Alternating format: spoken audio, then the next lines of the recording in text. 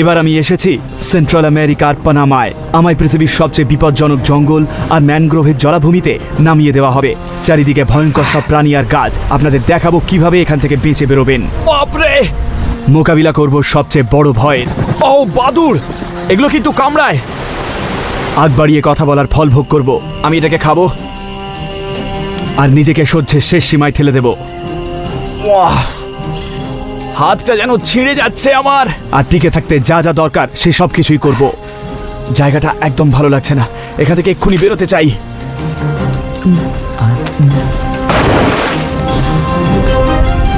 Man versus wild with Bear Grylls.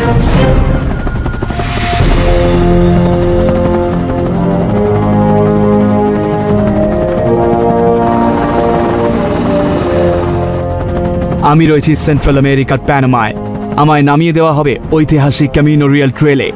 এই প্রায় ৮০ kilometre রাস্তা প্যানামার বিপজ্জনক জঙ্গলের মধ্যে দিয়ে এঁকে বেঁকে চলে গেছে। প্যাসিফিক থেকে ক্যারিবিয়ানে রত্ন আর সোনা নিয়ে যাওয়ার জন্যে স্প্যানিশ দখলদারেরা এই ঐতিহাসিক পায়ে চলা পথ বানায়।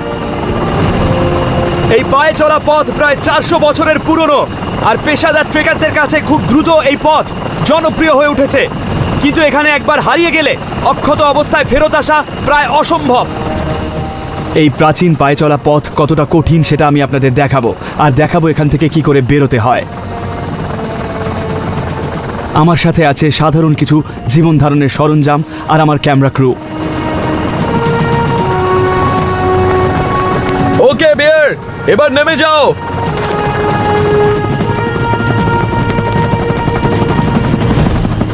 এই হেলিকপ্টার আমি আবার দেখতে পাবো আমার অভিযানের শেষে ক্যারিবিয়ান উপকূলে।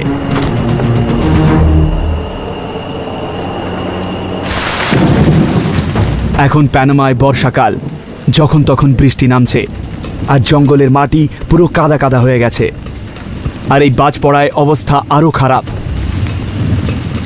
এটাই মনে হচ্ছে সেই পায়ে চলা পথ, ভাঙাচোরা আগাছায় ভরা, জঙ্গলের ভেতর দিয়ে যাওয়া একটা কাদা মাখা রাস্তা। এই রাস্তা দিয়ে এগোতে গেলে অনেক পরিশ্রম করতে হবে। স্প্যানিশ দখলদারেরা এখানে রাস্তা হারালে এই জঙ্গলের গাছ আর পোকামাকড় খেয়েই বেঁচে থাকতো। আর এইখানে হারিয়ে গেলে আমার আপনারও একই অবস্থাই হবে। একটা পোকা দেখতে পেয়েছি। এই যে পেয়েছি, টেনে বার করে আনি।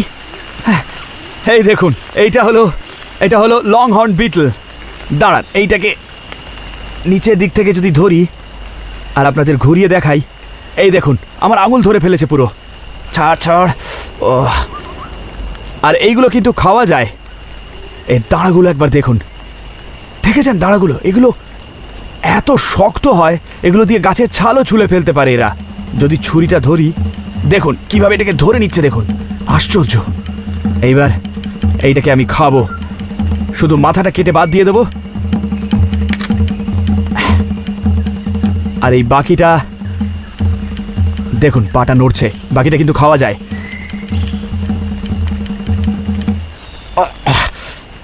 বাপরে, পাগুলো ছাড়িয়ে নি।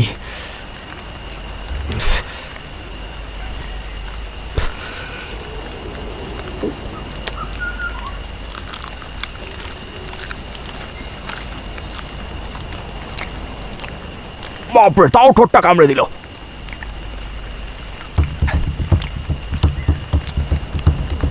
বাপরে, মনে হচ্ছে যেন একটা বড় সাইজের চিংড়ি, আর সপ্তাহখানেক বাসি, পুরোটাই খোলা আর পচা নাড়ি ভরি।